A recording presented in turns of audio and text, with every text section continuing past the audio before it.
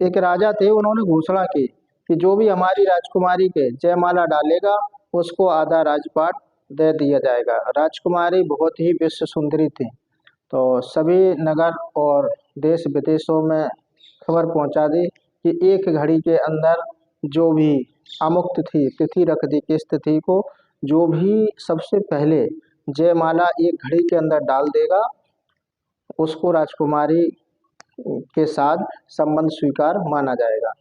तो सभी लोग तैयारी करके राजा के पास आए। तो राजा ने क्या किया कि एक बहुत ही सुंदर बगीचा बनवाया, जिसमें इतना सुंदर कि कल्पना ही नहीं की जा सकती। बहुत ही सुंदर बगीचा जिसमें जगह जगह सोने चांदी की खदानें, बहुत ही सुंदर दृश्य, यानी कि जहाँ नजर आप डाल दो तो आप देखते ही रह जाओ। उसके अंतिम भाग में राजकुमारी को जयमाला लेकर बैठा दिया कि जो भी आपके पास आ जाए सबसे पहले एक घड़ी के अंदर उसको आप जयमाला पहरा देना। तो सभी राजा महाराजा इसी तैयारी के साथ आए कि राजकुमारी से शादी के लिए कौन मना कर दे।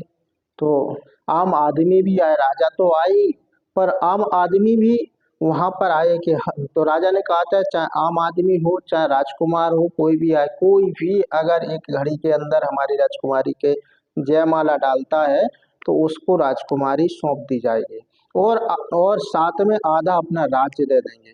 तो वहां पर जितने लोग जाते थे तो सभी लोग कोई खदानों को देखते रह जाते थे, तो उन्हें एक घड़ी हो गई, कोई बगीचे की सुंदरता को देखता है। इतनी सुंदरता थी कि सभी लोग उसको ही देखकर मोहित हो जाते थे और समय निकल जाता। सभी बड़े आश्चर्य में, टाइम देखते तो टाइम निकल जाता, तो सभी बड़े चकित थे। तो बहुत से लोग क्या है कि सोचते हैं कि नहीं हम कुछ नहीं देखेंगे सीधा जयमाला डालेंगे, पर जैसे ही बगीचे में प्रवेश करते हैं तो बगीचे को जो ही देखते हैं तो थोड़ा बोले देख कितना सुंदर दृश्य है, बस वो देखते ही रह जाते, दोनों एक घड़ी हो जाते। यानी कि बहुत से राजा महाराजा सब निरस्त हो गए, किसी ने जयमाला नहीं डाल पाए। आखिर सभी लोग हार मान गए, क्योंकि राजा की जो सुंदरता थी उस बगीचे की राजा ने जो करवाई थी तो बहुत ही सुंदरता थी, यानी कि विश्व मोहिनी की तरह वो सुंदरता थी उस बगीचे की। तो जो लोग उस बगीचे में घुसते उसी में मोहित हो जाते, उसी को देखते रह जाते थे और राजकुमारी के पास पहुंच ही नहीं पाते थे। वहां पर एक संत जी थे, तो उन तक बात पहुंची कि राजा की जो राजकुमारी है उनका संबंध नहीं हो पा रहा, शर्त ऐसी रखी नॉर्मल है, पर जो बगीचा इतना सुंदर है कि लोग उसी में सुंदरता में व्यस्त हो जाते हैं और राजा का दिया हुआ समय निकल जाता है। तो राजकुमारी का जो विवाह होना है तो उस शर्त के मुताबिक वो विवाह नहीं हो पा रहा। तो संत जी ने कहा चलो हम जाते हैं देखते हैं। तो संत तो सभी इंद्रियों पे विजय प्राप्त किए रहते हैं, महापुरुष होते हैं।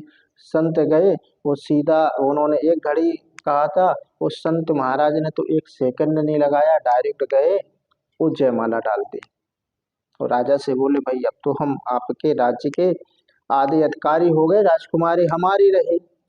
तो राजा ने कही ये बात तो आपकी स्वीकार है, पर एक बात हम आपसे पूछना चाहते हैं। तो संत जी बोले पूछिए।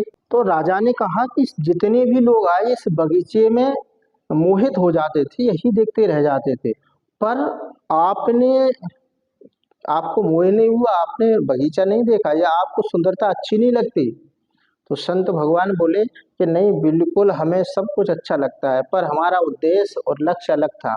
हमारा लक्ष्य था सिर्फ आपकी कन्या यानी कि राजकुमारी, और दूसरी बात यह है कि हमारा ये भी लक्ष्य था कि जब राजकुमारी हमारी हो ही जाएगी और आपने ये घोषणा कर ही दी कि आधा राजपाट आपको दे दिया जाएगा, तो जब राजकुमारी हमारी होगी तो बगीचा हमारा होगा, जब बगीचा हमारा होगा तो हम फिर बाद में देखते रहेंगे, पर हमारा जो लक्ष्य है वो तो हमें प्राप्त कर लेना चाहिए। तो ये तो थी छोटी सी कहानी, पर इसका उद्देश्य कहानी सुनाना नहीं है, इसको आप अपने जीवन में उतारिए। अब आपने सोचा होगा कि महाराज ने बहुत सुंदर कहानी सुनाई है, इसका हमें कोई समझ में नहीं आया, तो इसके जीवन का लक्ष्य क्या है कि जो बगीचा है ये संसार है, राजकुमारी क्या है, ये परमात्मा है।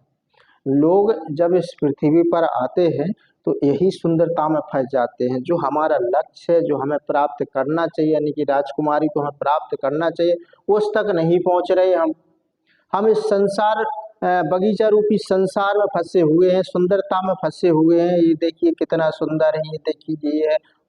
और फिर क्या है, वो समय निकल जाता है। समय कौन सा, जो राजकुमारी प्राप्त करने का जो समय होता है, यानी कि जो परमात्मा प्राप्त करने का समय होता है, वो निकल जाता है। अंतिम समय आ जाता, तब हमको याद आता, अरे हम तो आए थे राजकुमारी को माला पहनाने और समय निकल गया। यानी कि हम तो आए थे परमात्मा को प्राप्ति करने के लिए और हमने पूरा जीवन इसी संसार में निकाल दिया, इसी बगीचे में निकाल दिया। वो बहुत बड़ा धोखा हो गया हमारे साथ। तो हमें क्या है, इस संसार में नहीं फंसना है, हमें परमात्मा की प्राप्ति करना है, हमें भगवान का भजन करना है। हमारा लक्ष्य एक होना चाहिए। क्या होना चाहिए कि परमात्मा की प्राप्ति, यानी कि जैसे उस संत जी का लक्ष्य था कि हमें उस राजकुमारी से संबंध करना है, यानी कि जयमाला पहनाना। हमें बगीचे में नहीं फंसना है, बगीचा नहीं देखना है। क्योंकि जब हमें राजकुमारी मिल जाएगी तो बगीचा अपने आप मिल जाएगा। जब हमें परमात्मा प्राप्त हो जाएगा तो हमें सुख साधन ऐश सब कुछ मिल जाएगा। लेकिन हम पहले ही उस ऐश आराम में फंस जाते हैं तो परमात्मा प्राप्त नहीं कर पाते। तो बगीचा रूपी ऐश आराम जो संसार है वो आपको बाद में देखना है, पहले परमात्मा प्राप्ति करना है। फिर उस बगीचे में आप घूमोगे तो आसक्ति नहीं होगी, क्योंकि आपके साथ परमात्मा होगा। तो हमें सबसे पहले परमात्मा प्राप्त करना है। परमात्मा प्राप्त करने के बाद अगर तुम संसार में रहोगे तो तुम आसक्ति से दूर रहोगे, तुम्हें फिर कोई चिढ़ा नहीं सकेगा। तो आपका जो भी लक्ष्य है, जो भी आपको ऐशो आराम सुविधाएं प्राप्त करनी है, वो आप परमात्मा प्राप्ति के बाद करो, तो आप संसार में नहीं फंसोगे। आपके अंदर ज्ञान होना चाहिए, तो मोह नहीं होना चाहिए। तो हमें क्या है, संसार से हट के वो परमात्मा की प्राप्ति करें, यानी कि वो राजकुमारी को हम पकड़ें, पर राजकुमारी रूपी परमात्मा को पकड़ें, संसार रूपी बगीचे में ना फंसे जो हम संसार में फंसे हुए हैं। जब राजकुमारी आपकी हो जाएगी तो बगीचे अपने आप हो जाएंगे। संसार के जितने भी ऐश आराम है वो सब आपके कदमों में होंगे। देखा होगा बड़े बड़े संत महापुरुष होते, उन्हें कुछ लेना देना नहीं होता, पर उनके आगे सारे ऐश आराम सब उनके कदमों में होते हैं, पर उन्हें कोई फर्क नहीं पड़ता है। उनको कोई भी सुविधाएं दो, संत बड़े बड़े महापुरुषों को वो दे दो तो ठीक, ना दे दो तो ठीक, उन्हें कोई अंतर ही नहीं पड़ता है, क्योंकि उन्हें मोह ही नहीं है। थोड़ी ही हमें प्रसिद्धि मिली, थोड़ी ही हमें भक्ति शक्ति मिली कि हम ऐशो आराम संसार के मोह माया में फंस जाते हैं। परमात्मा तो हमें माया में फंसाता इसलिए ही है कि वो देखता है कि आप हमें चाहते हो, कि अपना प्रसिद्धि चाहते हो, कि आप संसार में अपना नाम चाहते हो। वो परमात्मा के जब तुम हो जाओगे तो आपको प्रसिद्धि, नाम, ऐश आराम सब आपके कदमों में हो जाएंगे। लेकिन पहले इसको त्यागो, इससे परे हो जाओ, इग्नोर कर दो।